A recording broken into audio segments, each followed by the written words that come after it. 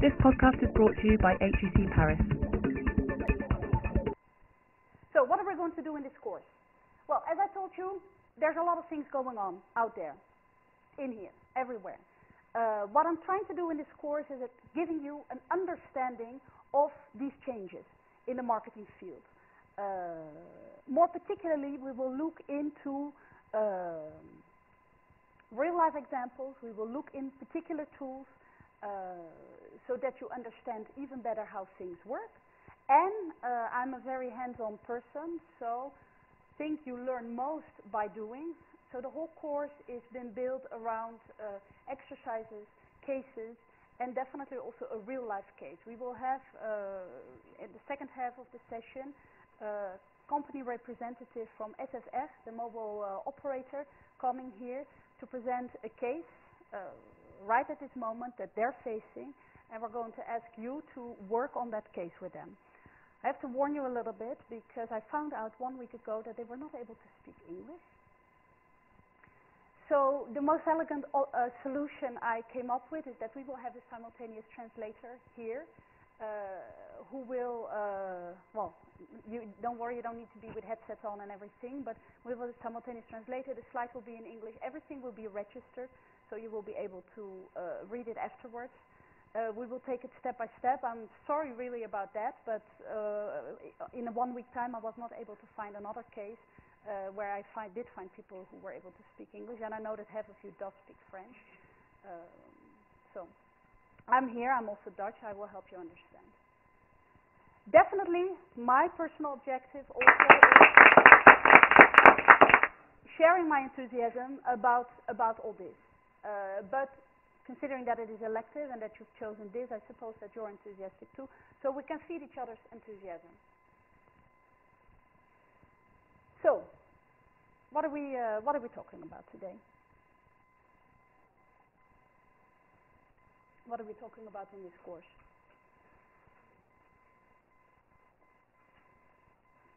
When I'm teaching marketing to my first year students in Grande École, this is the picture I put there. I don't need to explain it to you.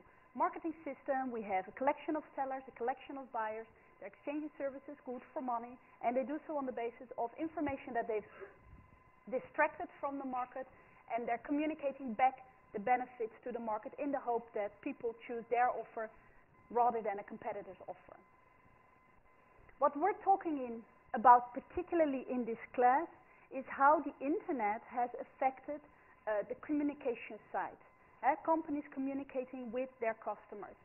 And just to make sure that we all really know what we're talking about, this is a definition that I've taken from the Kotler, the handbook. Marketing communications are the means by which firms attempt to inform, persuade and remind consumers, directly or indirectly, about the products and brands that they sell. And these are all the tools, so to say, that you have at your disposal. Now, not so long ago, when you were in the business of marketing and communications, life looked a bit like this. That was a field where it was clear how things were organized. You knew what was the message that was captivating your particular target audience. You pretty much knew where you could find that target audience and what were the channels that you needed to use to reach that target audience. You had tools at your disposal to measure whether messages that you had spread in the market were affected, yes or no.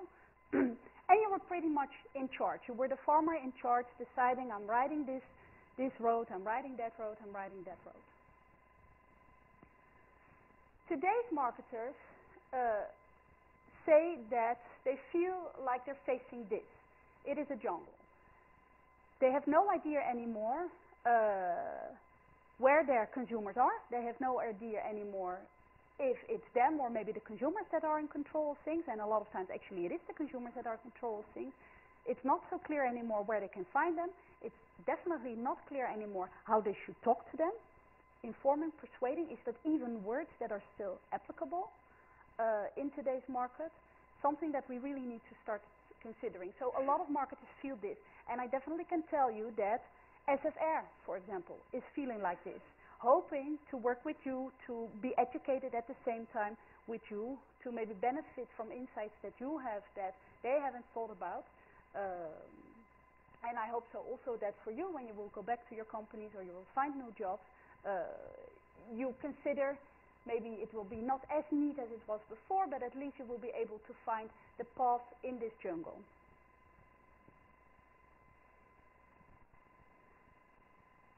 Only 80% of television advertisements generate a return on investment. Why is this?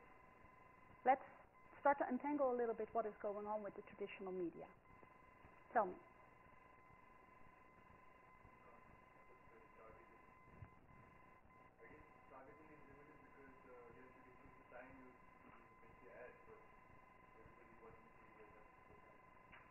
Targeting is difficult. I think two things is the proliferation of TV channels and shows, and so it's harder to determine, it's harder to spend on one commercial, and, you have to put it in lots more places. And also, people are using technology like TiVo or the internet to avoid commercials. Yeah, excellent. Other ideas?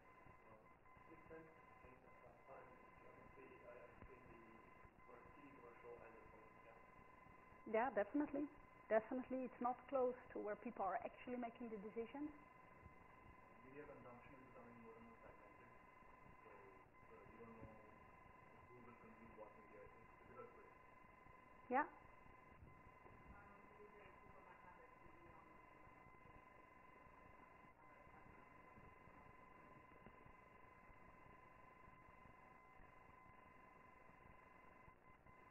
Other ideas? People don't like it. Oh, you all come up with really, really relevant problems that marketers are facing. What you haven't mentioned maybe so much, and what this course really talks about, is this. And we've moved really from an era where it was all about mass media, where the producers were in control of the messages, where it was more or less a one-way broadcast system. I make my messages and I send it out to you. We've moved really into an era of media of the masses, where now the line between who is the media and who is the audience is completely blurring. Everybody is participating in putting messages out there, in saying things about companies. So even if you have, let's say that you actually can find your target audience, then there is still a lot of other messages out there that you need to compete with that are coming from consumers, and that might be actually considered much more credible. Television ads are not particularly liked anymore in these days. So it's the media of the masses. And the rise of these social media really has been enormous, tremendous, really, really major transformations going on there. Again, I don't think I really need to convince you of that, because if you've been reading the business press a little bit, you know about that. And if you maybe even consider your own lives, you've seen how much that has changed in the last 2, 3, 4 years with the use of all these social medias. The changes are so profound that in the December issue of 2006, Time magazine elected you, us, as the person of the year. And I will tell you, I will quote you what they wrote exactly, because it nicely gives an idea of where do I have my thing? Oh, do I have it here? Did I bring it? Just a moment, I think I have it here.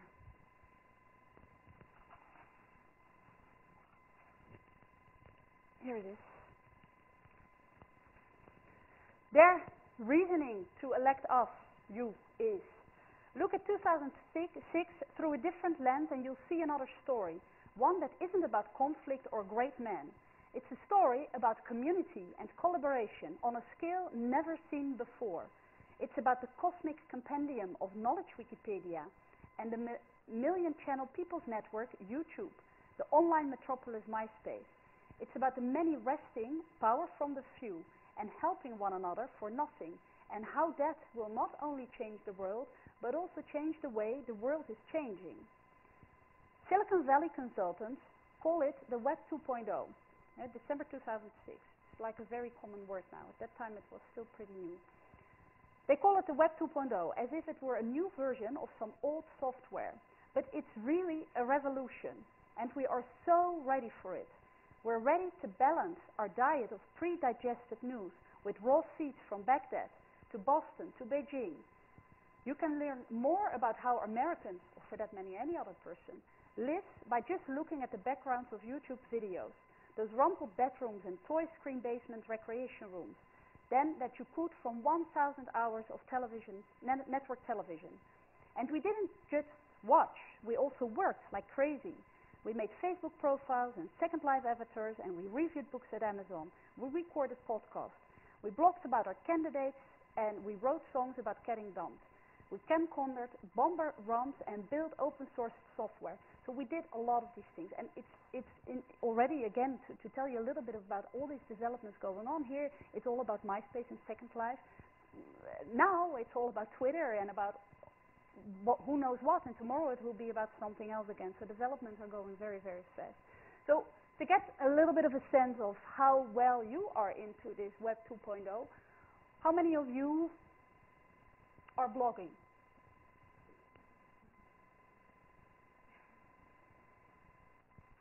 Maybe I should have started with how many of you have a Facebook profile? Oh yeah, yeah, good, good. How many of you have a Second Life avatar? Nobody.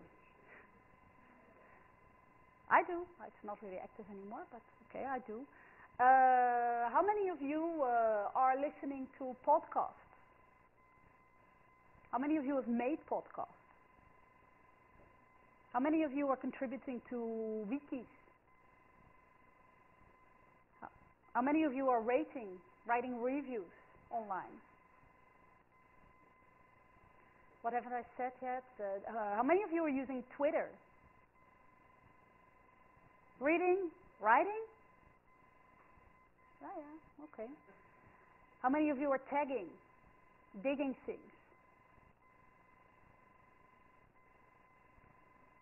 So, there's some, we're a little bit connected. How many of you are using email? Yeah, everybody. Yeah, okay, so old-fashioned, outdated. I was at a conference last week, and yeah, email is really passé. I really use email still a lot, actually. So we're doing all these things, but it's also difficult to keep up, I think.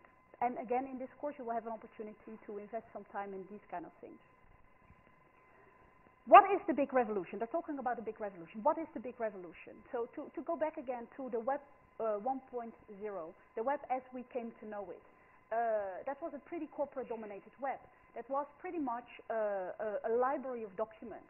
It was all about static web pages that looked like brochures from companies. The web as we have come to know it, although it started as a pretty grassroots organization, quickly had been adopted by corporations. It was all about portals. It was about owning content. The idea here, I think they put it there nicely, is the Britannica online. The Britannica Encyclopedia. It's no longer the one that you have in papers. No, that was transformed online. So that indeed the search process became a little bit easier. Maybe actually it was also about giving away some information, and then if you wanted to access more, you needed to pay for that. That has really quickly changed with the rise of the Web 2.0. The Web 2.0 basically is a set of technologies that make it so much easier for everyone to join in the creation, the sharing, the collaboration. So now it's no longer about the read-only web, it is about reading and writing on the web. It's not so much focused anymore on companies. No, it's really consumers themselves that have taken precedence, and it's really about this connection, about these communities. So blogs and social networks rather than web pages. It's then also really about the sharing of content. And the counterpart in the Web 2.0 of the Britannica Online would be the Wikipedia. If you look a little bit at the marketing communications atmosphere, in the Web 2.0 atmosphere, it was all about page views and advertising. This is the era where it's the banner ad. It's all about the banner ad. And if you've been, again, reading the media a little bit, then increasingly you read that these banner ads are not working anymore. because we don't like it, etc., etc., etc. So now we're all into the word of mouth. And you will see again, we will have pretty much whole sessions dedicated to word of mouth, what it is and how we can manage that as marketing managers. Rather than looking at page views, it is cost per click. However, you also know that you've heard probably about the Web 3.0. We're already again in a new development. Web 3.0, also called the semantic web, or the portable or the personal web, where the web again is focusing from communities rather to the individual, and the web starts to understand what it is that we're looking for. So based on our behavior on the web, for example, when you're looking for things, the web will come up with much more targeted results. It is here it's about portals, here it is about RSS. The portable web is all about widgets and tags and mashups. From page views to cost per click, the Web 3.0 will all be about engagement. That is really what we're going at. Well, at this course, I've been giving this course in one form or the other since 2004. And indeed, with all these developments, I've been obliged to pretty much every half year to change the whole course, because there's just other tools and other things going on. So I'm learning also very much about this Web 3.0. You will see that the focus is a little bit more on the Web 2.0, because we do start to have quite some studies now about the Web 2.0, very differently from when I first started to give this course in 2004, where it was really, really the Wild West, so to say. We really do have some insights now. The Web 3.0, of course, yeah, there is still more uncertainty what it will be like. Yes? Sorry? Cost per click. So rather than the page views, where it was all about eyeballs getting attention, because it was this read-only web. Okay, you put banner ads there, and banner ads, like it was with the model with the traditional media, was measured in that you had to look at it, you had to perceive it. Now it's all already starting to be much more about actually doing. So banner ads in itself is not enough. No, people need to do something with it. People need to click on the ad to go to another web page, and there is measurements are then you get revenues by clicking on that. So it's already a little bit more sophisticated as opposed to just page views, because the page views at one point was well, like as with the cost per click, I would say a lot of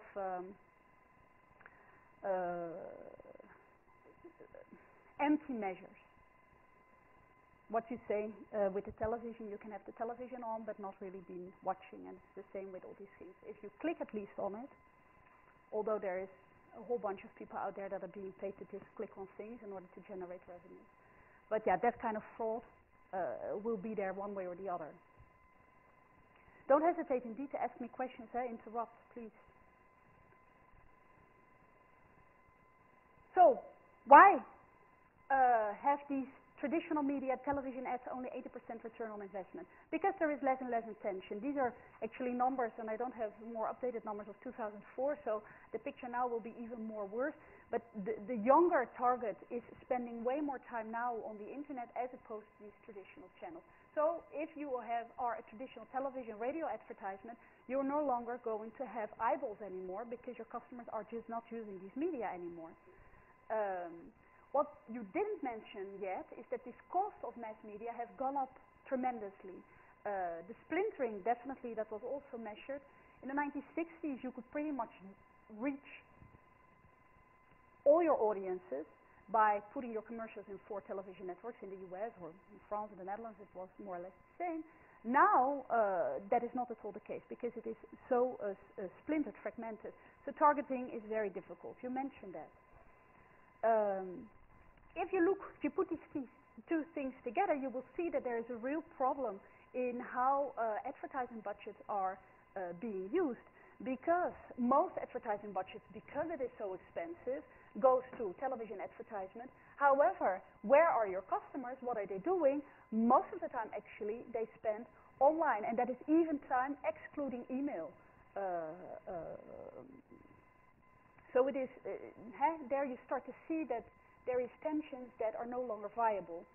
Of course, it is definitely true that, again, in the last, well, since 2004, when I'm really teaching this course, you see enormous shift in these advertising budgets, which have been even increased with the economic crisis, because it is really just too expensive to do the traditional advertising. So companies are looking for different ways for more economic, efficient models. Yes?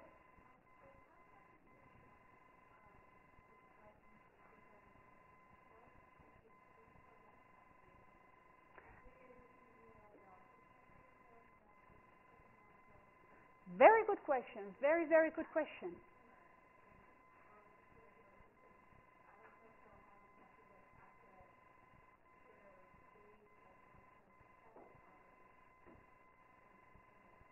You're absolutely right, and this is something that you need to keep in mind when you read reports of media companies that try to sell you their channel.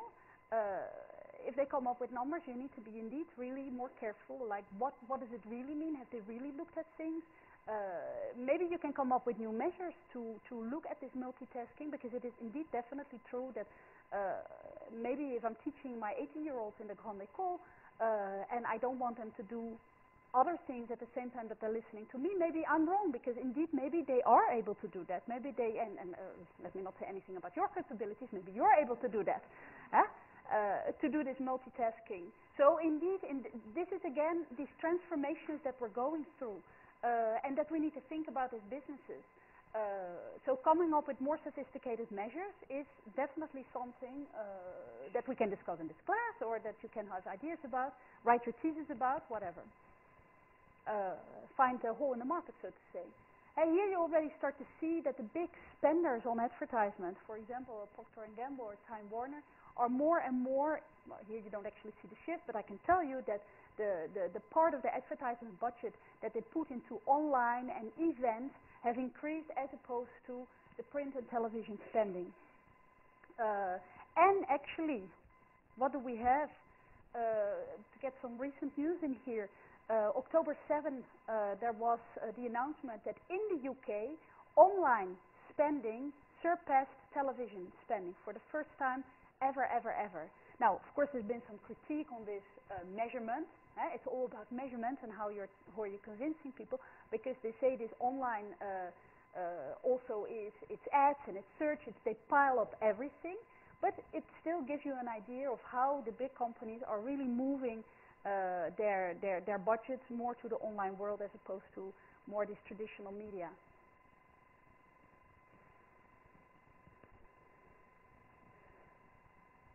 Yes?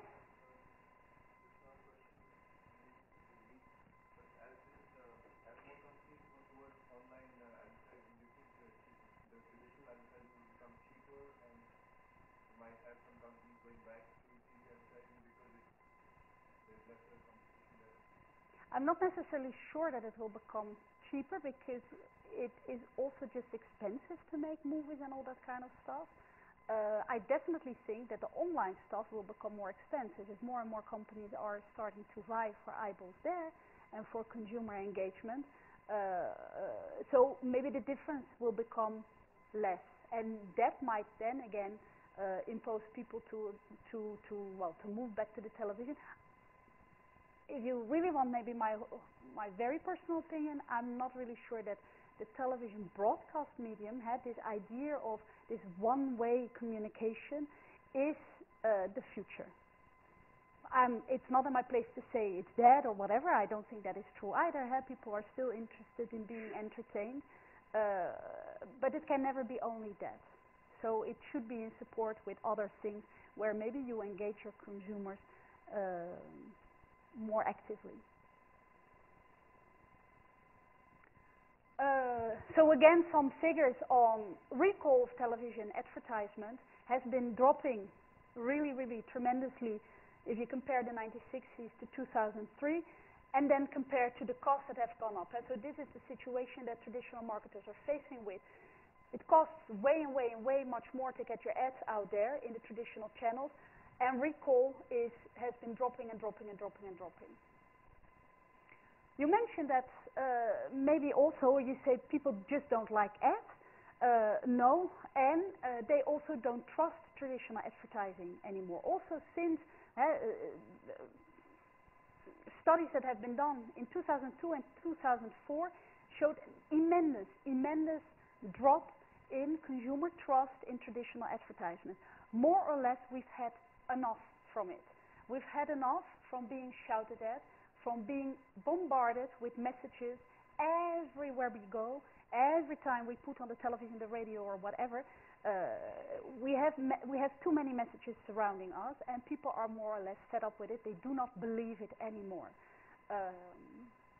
What they do believe is recommendations from other consumers. And of course, this coincides with this whole transformation where consumers' voices are so much more available to everybody all over the world. This is what people do trust in. Worse, yeah.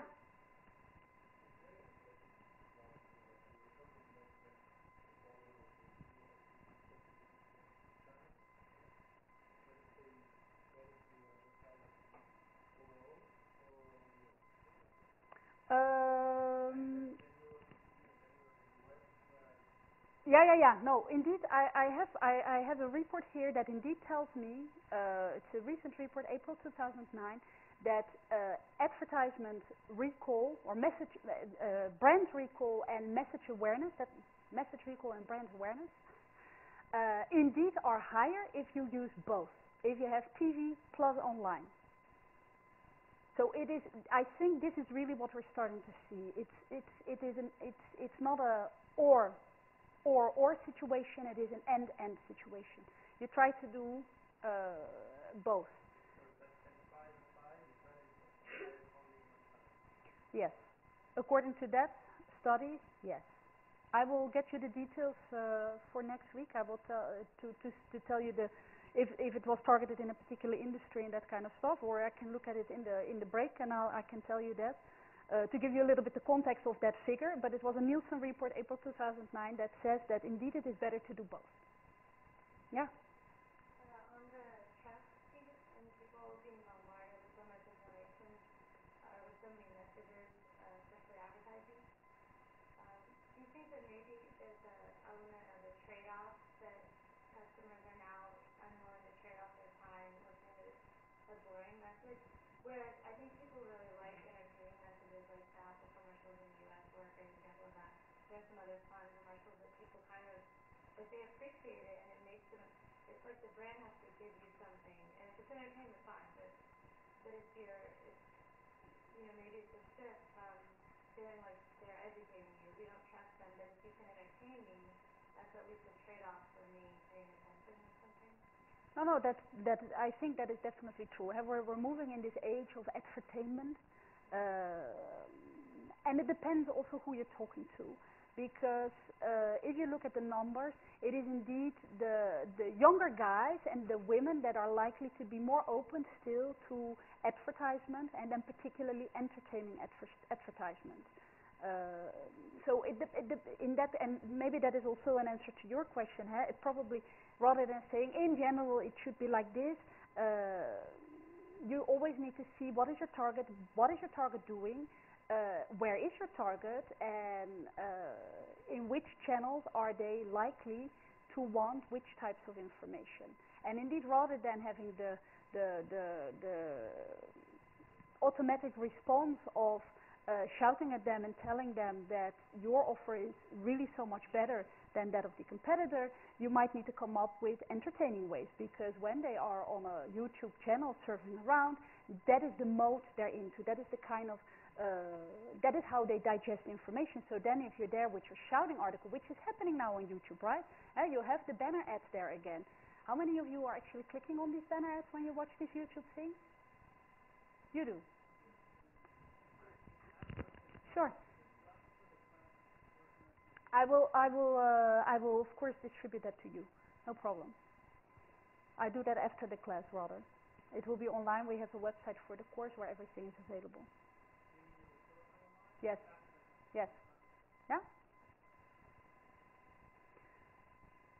So we have a problem of trust. But worse even, and it was mentioned indeed, we have a problem of consumers actively acting out to block themselves from traditional advertisements. More and more consumers subscribe to these do not email me lists, do not call me lists.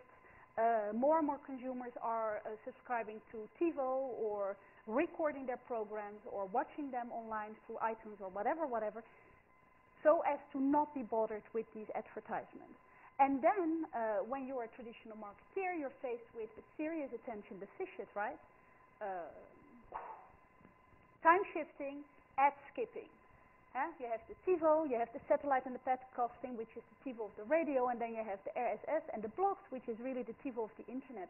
People, it's not a new thing that the media landscape is fragmenting. That is something that has been going on indeed since the 1950s that the television was there. There has been, with the rise of the cable television, there has been so many more channels. So in a sense, marketers are used to the fact that the landscape is fragmenting. However, with the internet, this trend has been really thrusting an overdrive. And now millions of people are slicing and dicing the media, are slicing and dicing all these channels to reassemble that into the tiny bits that only they're interested in, and usually that means excluding all these advertisements. Yes? TiVo is a tool that helps you to register television shows, broadcasts, and then that's TiVo taking out the advertisement. It's a computer that you connect to your TV and you program it to record like a VCR, only Yes. put it digitally, and you can fast forward and rewind through the commercials, so you don't have to watch anything. Yeah. And you can just watch your shows and you never watch a commercial again. Yeah, so it's recording these kind of things to make it easier for you to avoid these commercials. Everyone has them, Yeah. Yeah, pretty much everyone. Now it's indeed true that in North America it is really pretty much impossible to watch the TV. In Europe, television commercials are, it's not one every 5 minutes. So then people put up with it. But when that will increase, and maybe at one point it will, we will all move to the TiVo as well, right?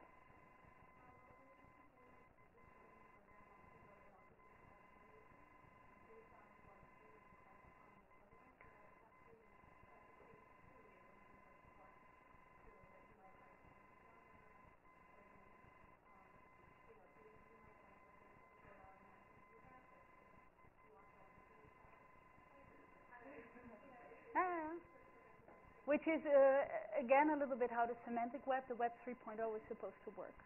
There was another question there. No? Yeah.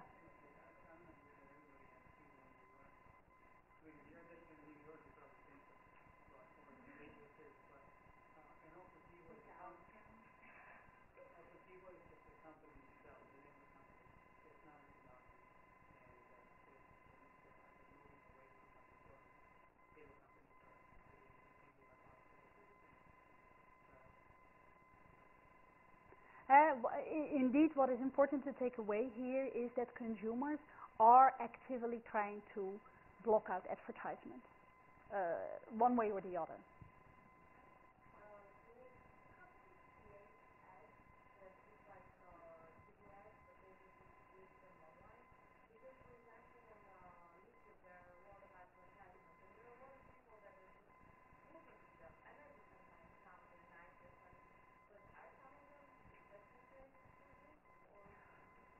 Yes. You have, how is this called? The big hit this year was Compare the Meerkat. You've heard about that? It's yes. It is a car insurance company that has a website that allows you to compare car insurances, and it sells car insurances. compare the market. And yeah, how do you come up with some catchy advertisement? What they came up with this character of Alexander Orsov. It's a meerkat. Meerkat? It's a little animal. I will we will talk about this in another classes maybe too. It's a little furry animal, a meerkat, that always stands up like this, you know, with this and that actually has a site compare the meerkat. So they play on the pronunciation. He has an Eastern European accent, and there is 4 or 5 commercials of this little animal that is promoting his compare the meerkat, and then he's saying, okay, if you actually want to compare the market, then this is not the place you need to go to. So and these commercials are only made for the internet. I don't think you can find these in traditional media. And I'm sure there is many other examples of companies that indeed move to rather an online medium as opposed to a traditional medium. Exactly, no, it's not on TV, it's only online. Sorry? It is on TV now? Ah, okay.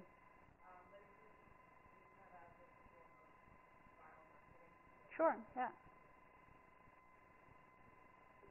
It probably works better on the internet than the TV, or now it has caught up because this animal is now also for sale in Harrods, so it's become a whole phenomenon in itself.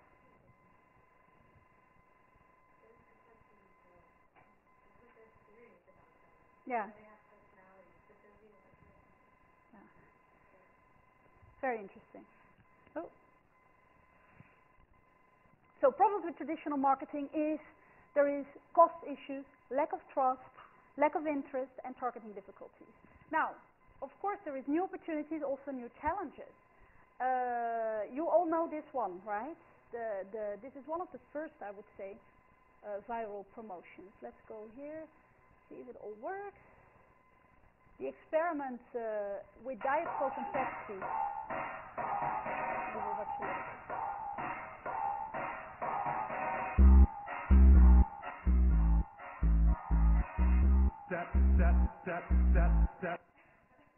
Oh dear.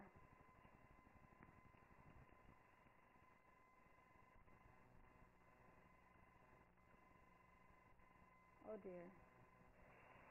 La la la la la. I think I cannot make it bigger. Let's keep it like this for now.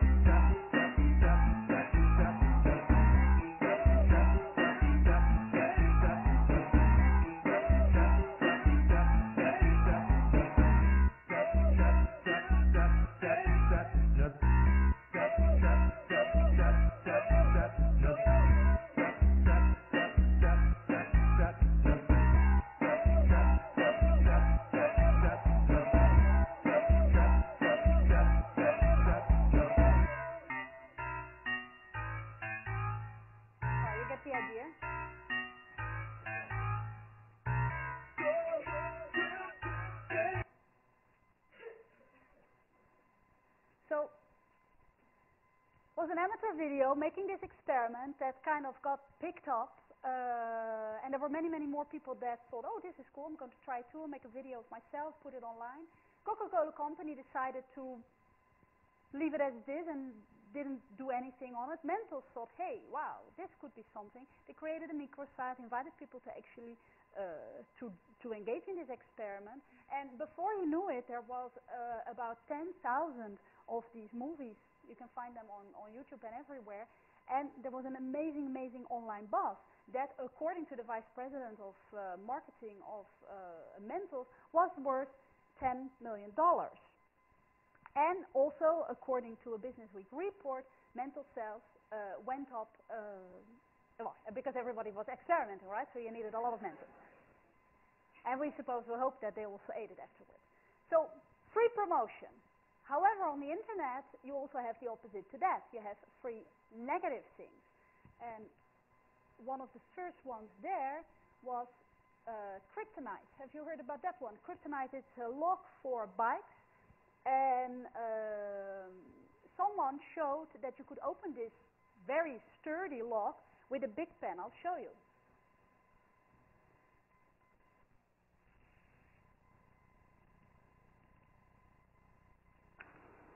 This is a kryptonite Evolution 2000 lock. I used to use this to lock up my bike around here in Seattle until I found out that you can take a big pen and just remove the top and just pop it into the lock and just do a couple of little quick twists and turns, and voila, your lock and your bike is completely compromised. So, way to go, kryptonite. So what do you do with your kryptonite? Well, back in 2006, what did kryptonite do? They denied. And ouch, that was better, what they should not have done. So here, September 12th, someone blogs about it, puts videos on it 2 days later, and then on in September 15, the company says, oh no, there's nothing wrong with our locks, it's nothing wrong. Okay, so what happens there? The whole blogosphere jumps on it, and there is again so many videos showing everybody opening their kryptonite lock with a big pen. So within 1 to 2 weeks, kryptonite has to indeed admit, right, because it gets picked up by the business press and the exposure is enormous, they have to admit indeed they have a problem. People can return their locks, and they had a $10 million cost problem there. So we have the $10 million gain as opposed to the $10 million loss here. Maybe a more recent example, you've heard about that. It's also funny on the video. We do some videos here to do some entertainment. Is United Airlines. You heard about that one? It's a guy whose guitar gets broken on a United Airlines flight, and he makes a song about it. Flew United Airlines on my way to Nebraska. The plane departed Halifax, connecting in Chicago's O'Hare. While on the ground, a passenger said from the seat behind me, my God, they're throwing guitars out there. The band and I exchanged a look that described his terror at the action on the tarmac, and knowing whose projectiles these would be. So before I left Chicago, I alerted 3 employees who showed complete indifference towards me.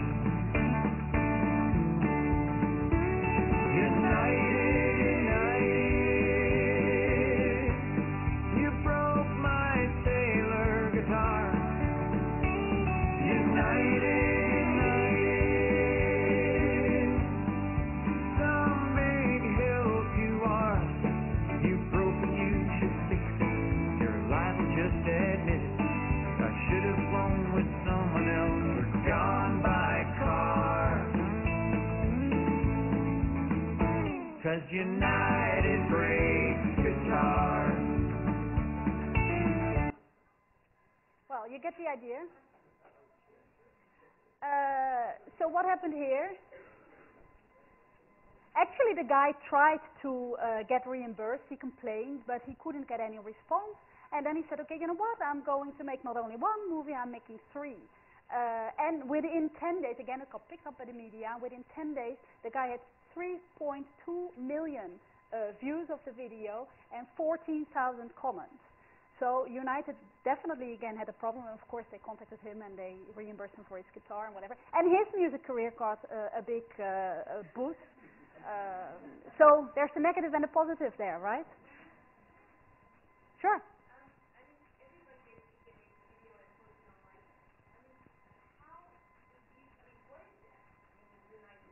Sure.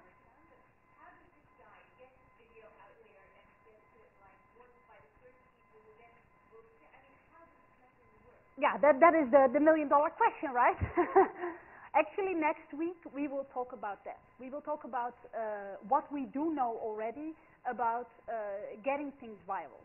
So save that question for next week. We will talk about it more in depth there. I think parts is still locked, and there's partly things that you can do about that. So we will see that. Yes? Like, for example, one of my colleagues who has some pictures, somebody vandalized the car with acid, it's like the wheel of the car. So she thought like, oh, that's interesting.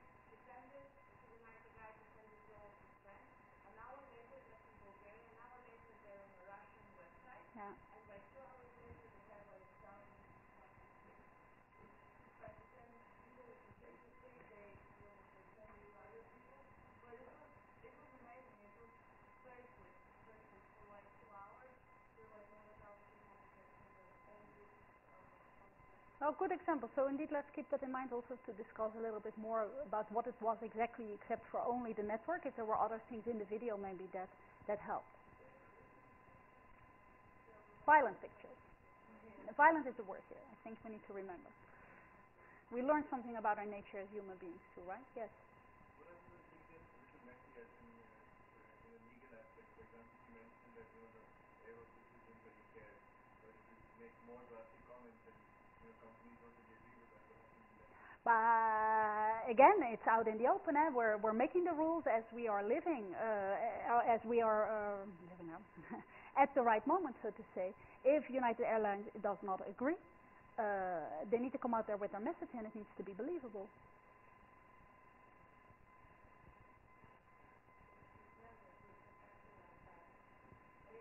in some countries there are protections for saying certain things. Unless you're talking about terrorism. In the United States, people have to I don't know if you read the book The Groundswell, written by Forrester researchers. The opening chapter talks about a code that you can use to crack high digital television, high digital DVDs, which is it represents an enormous amount of revenues, income, and everything for the movie industry.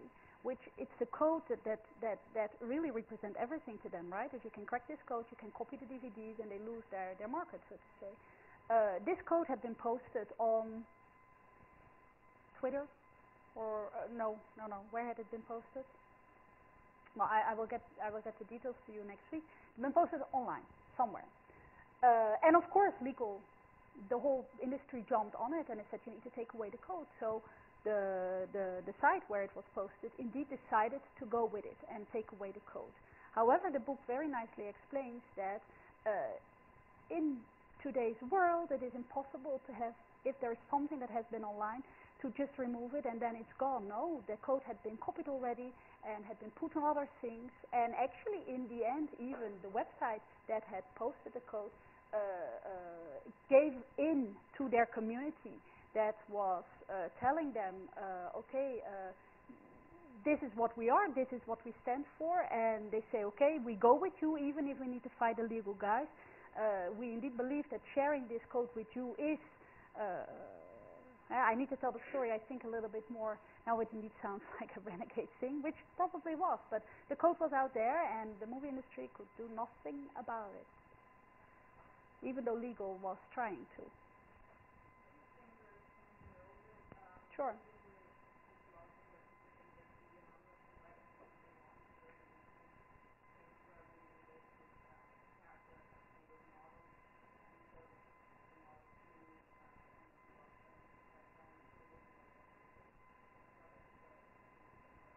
Sure. The more and more we're moving on this online model, the more also legal will move there, and indeed you cannot say just anything without expecting any repercussions. If it's untrue what you're saying, but the guy was not lying, right? Okay, he did say they broke their guitar and he didn't do anything, so he was not lying there.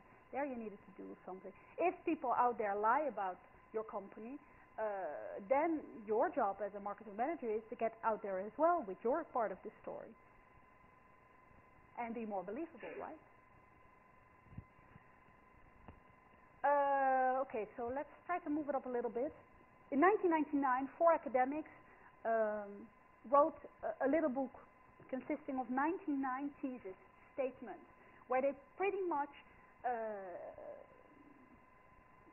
describes a vision of the world we are living today. It's very, very accurate, although it was already published 10 years ago. The first opening sentence thesis of this book is, markets are conversations. And some other interesting ones are, markets consist of human beings, not demographic sectors. So they wrote this book in order to educate managers out there of the changing relationship with their customers. A much more humanistic human relationship as opposed to this broadcast model. People in network markets have figured out that they get far better information and support from each other rather than from vendors.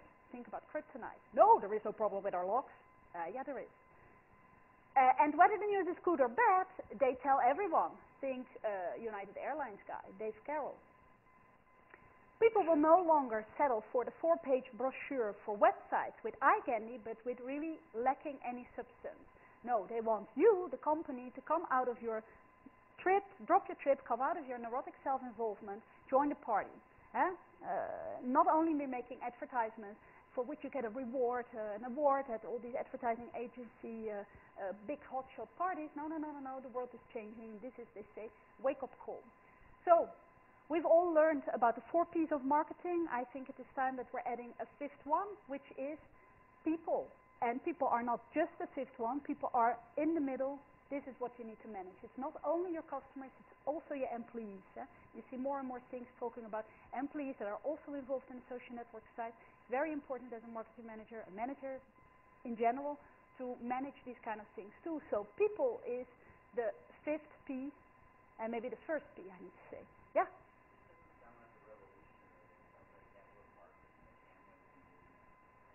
It's customer relationship management. You're absolutely right, of course. But it is...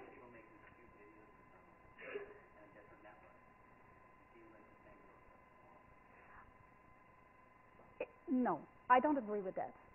I think that a lot of companies are indeed trying to apply the traditional ways of doing marketing communications on these new channels.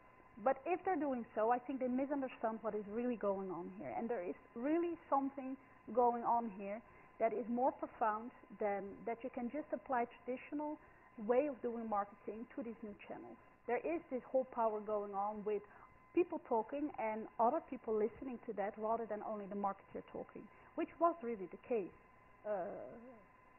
5, 10 years ago, 5 years ago. Maybe I misunderstand at my married state, stuff like that, but their channel hits their people, their sales reps are involved, their employees are involved, and they pitch or really go to your home, talk to their friends, build up the marketplace. Like this is what they've been doing for a lot of time. Sure. Okay. Indeed, it is false of me to say that there have not been companies out there that have worked like this. And there, indeed, I can come up with other examples. Salomon that has also done really much more the community marketing, the grassroots marketing of working with the customers out there. However, the big bulk of the telecommunications companies, the fast mover consumer companies have not worked like this.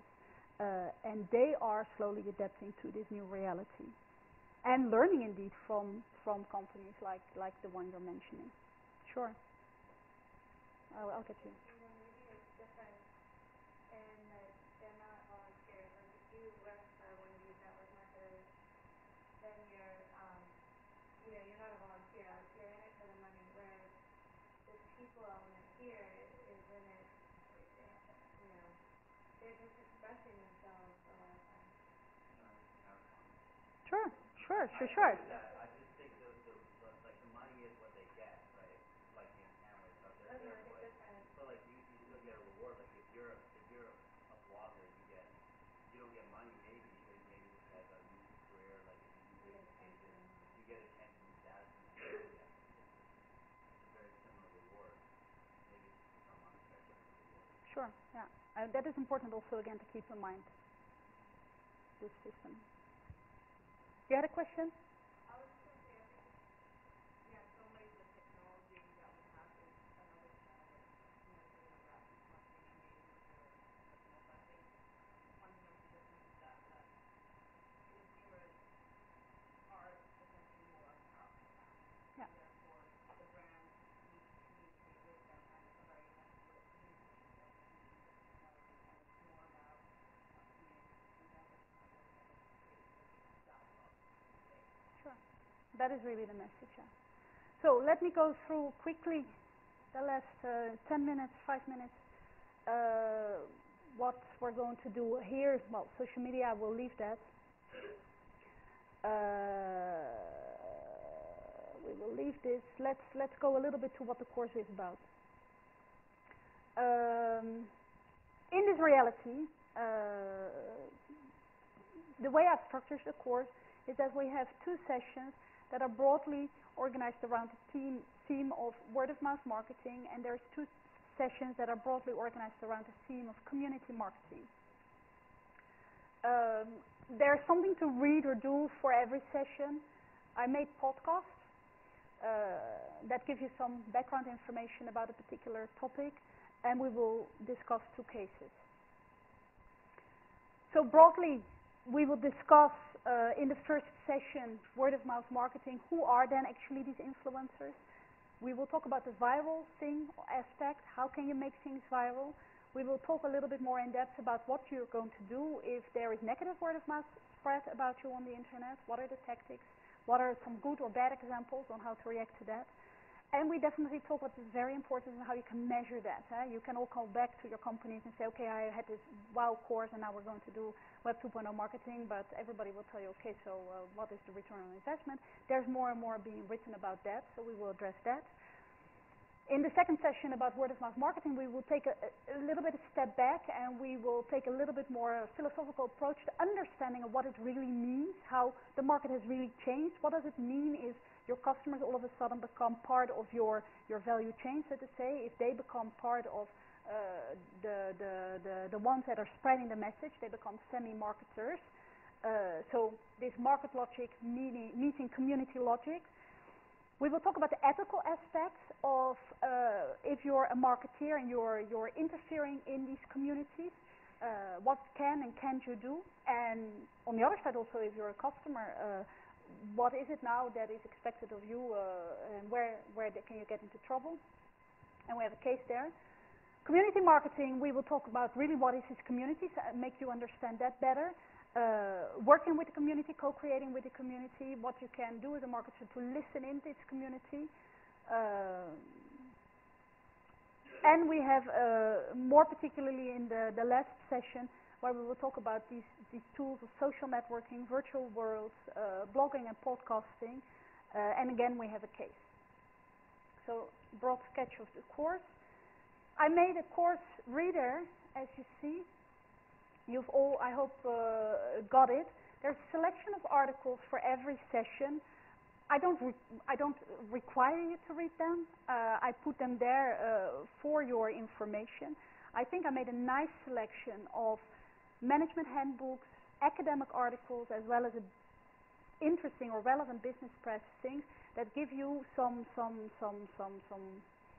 that can help you with this understanding what is going on here. And it definitely also gives you some references for if you want to read more. There's also, and really check that out, a couple of URLs, websites that I recommend you to subscribe to because they really talk about these things a lot. And I'm asking you, for example, to come up with an example. These are websites where you can find these types of examples. As I told you, I've prepared 3 podcasts, and those I do ask you to have listened to before you come to class, because then we all more or less start from the same base level of understanding a particular concept. Definitely also check the course website. You can find that under your regular MBA intranet website under course readings or course materials. There's Devalk Web 2.0, maybe you already checked it out, where I put things and also everything that is basically in the reader except the readings. You'll find that also on the course website. You can find the slides there also. Active learning credo, I already told you, so we're going to learn not only by listening to me, but by doing. So I have 4 assignments, and you see the weighting there. 1 individual assignment, for the rest it's team assignments, so we need to go and prepare some teams. I don't think we have done that already. You're not in teams, right? No. Evaluation criteria for each assignment, you can find that here in the reader so that you know how I'm going to evaluate on that. Again, you can also find it online. So what do I want you to do?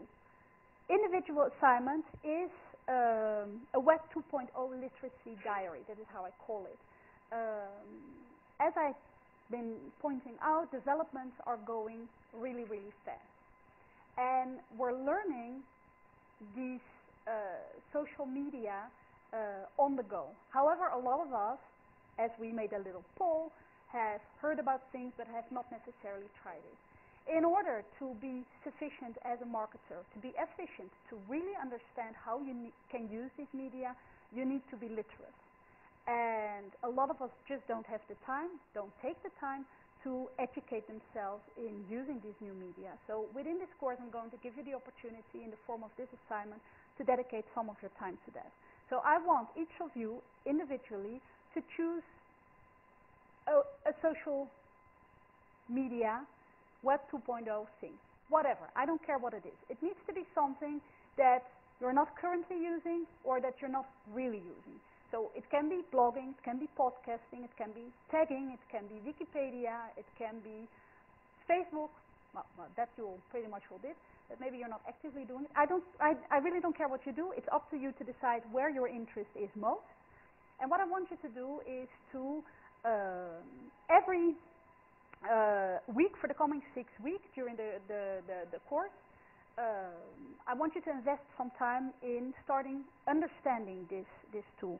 You will see in the reader that I put a format, a template for a diary with some particular questions for every week that I would like you to address. So every week you take your time to get used to this tool and you write whatever, couple of lines, half a page to tell yourself, to remind yourself of what you've been doing and what you've been learning. In the very last session, we will come together, everybody will bring his diary to class, we will make little breakout groups so that you don't only learn from your own experiences, but you can also learn from someone else who actually invested some time in another tool. So that we, in that sense, allow each other a little bit to, in the 6 weeks that we have, to become, well, I will not say necessarily expert, but at least to become a little bit more literate in what it actually is, this tagging or wiki or whatever, what it really means to participate in these things. Because if you really know how community values work and all that kind of stuff that we will talk about in this course, then you will be better able to see the opportunities as businesses. So that is one part. Team assignments are the first team assignment. Every team needs to come up with a Web 2.0 strategy example. That can be a campaign, it can be a more longer term example.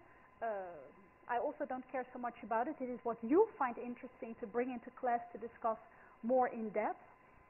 You prepare, you find an interesting example. You prepare a 5-minute PowerPoint presentation for that, where you address the context of the strategy, of the campaign. You, if possibly, have some insight in what the results were. That would be nice to bring that in. It's not always that obvious to find it, but if you find it, it would be nice to bring that in. Also, very much focus on what we can learn from that example, and really keep in mind that examples may be things that worked really well, but you may definitely also bring into class things that did not work, because we can learn a lot from that as well. And then, because we're here to learn, it would be nice if you reflect a bit on how you would have or could improve that particular strategy to make it work even better, or to actually make it work. Please send your presentations to me 24 hours before the class that you've been assigned to. What is important here is that I do want you to come up with examples that more or less fit with the topics that we discuss in class. So I've assigned the 8 groups that we're going to form to the coming 4 sessions, and then in the reader you will see, where did I put my reader here? You will see, for example, that where is it?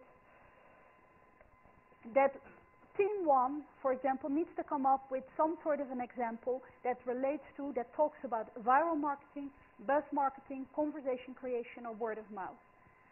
Opposite to that, team number 6, for example, needs to come up with an example that is more related to brand community, tribal marketing, co-creation, evangelist.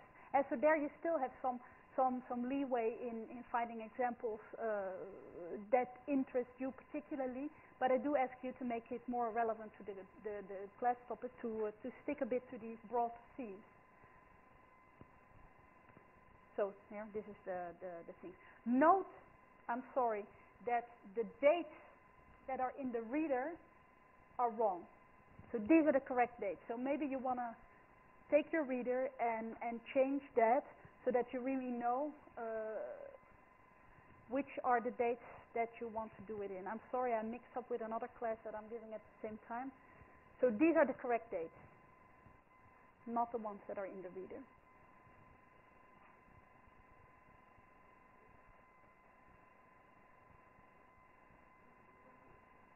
Sorry? No, the group numbers are correct here. Or not correct? Okay, not correct. Okay, so indeed the group numbers as well. I will send it to you. Yes, tell me. Yeah, exactly. So you're right. No, it's 4 of November. I'm sorry. It's 4 of November, 25 of November. I'm sorry, so this is also completely stupid.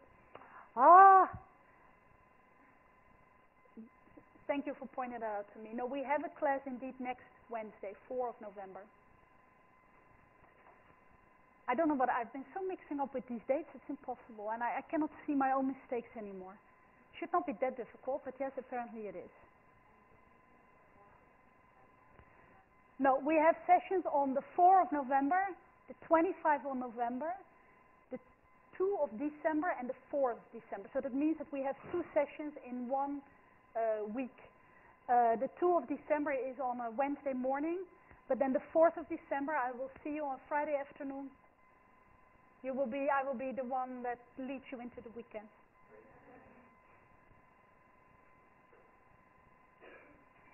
Yeah? So I have 2 cases, which is a change from what I've done in previous years, because previous years there were not really a lot of interesting cases, and now I find 2 cases that were really more relevant. I want everybody to read the cases before you come to class, because if you don't read it, we don't have really much, we cannot really learn from each other, there cannot be no discussion, you know how it works. Then, within your team, you choose one of the 2.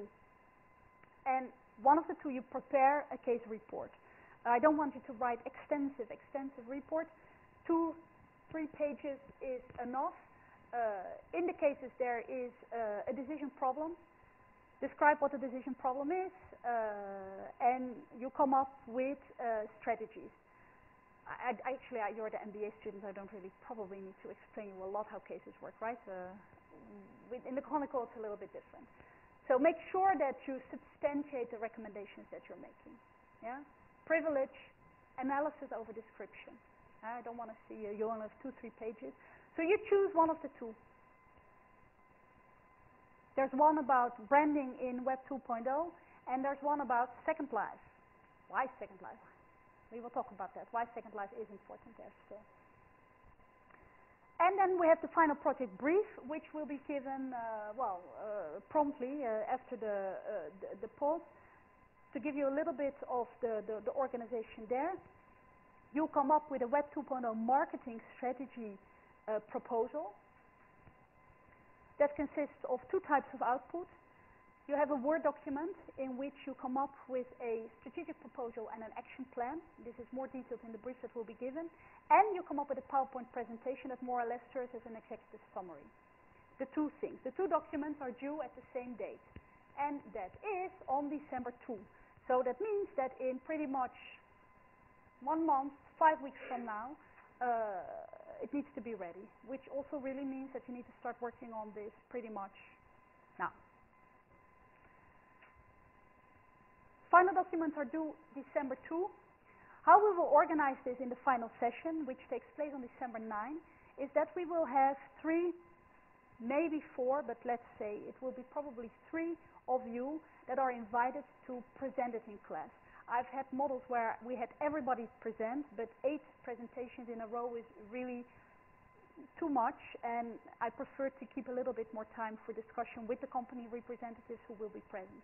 So on December 7, we will let you know which of the 3 teams have been chosen to actually present their PowerPoint presentation in class. And that will be then on December 9. The company representative will be here. Don't worry, everybody will get written feedback from the company on their proposals. And during December 9, there will be also time to discuss in a classroom setting with the company representatives to get more specific feedback on your proposals.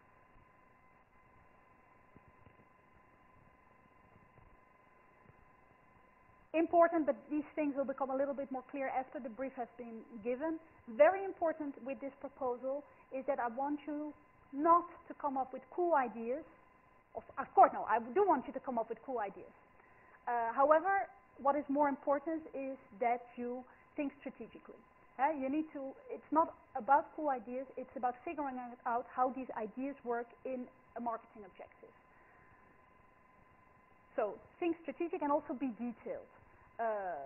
Saying we're going to put viral videos on YouTube is not enough.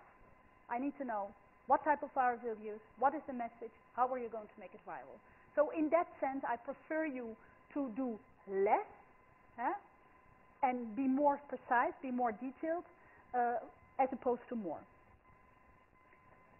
Please read the reader very carefully and the brief that is given today, because there you will have all the details, and make sure that you address all the things that are being asked for. And finally, well, I don't know really if I also need to tell you this, but again, my experience in the Grand École is that I'm very much available, the company representatives are very much available. However, if you wait until the very last week to start asking your questions, because then all of a sudden you think, oh dear, yeah, we have this proposal to write, then you might not have the retour in time, right? That might take a couple of days before people come back to give you an answer. Yes?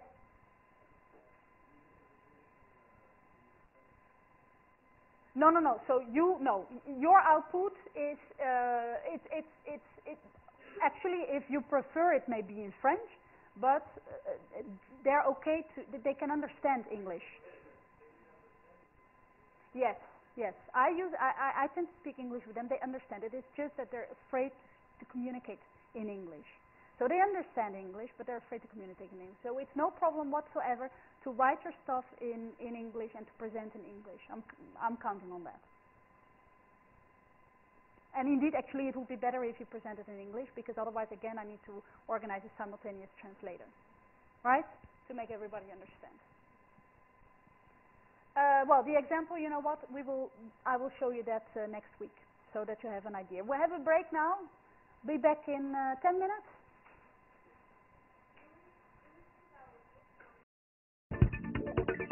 Please visit us at www.atc.edu.